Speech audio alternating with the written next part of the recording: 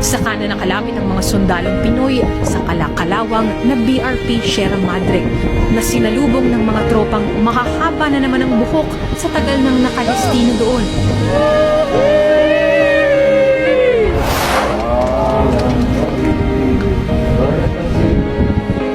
Nag-uniforme muna ang lahat bago itinaas ang bandila ng Pilipinas. Pagkatapos, ibinigay na sa tropa ang regalo sa kanilang gitara.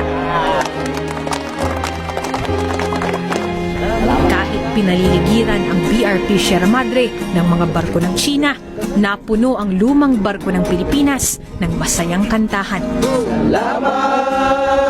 Salamat kasama muli.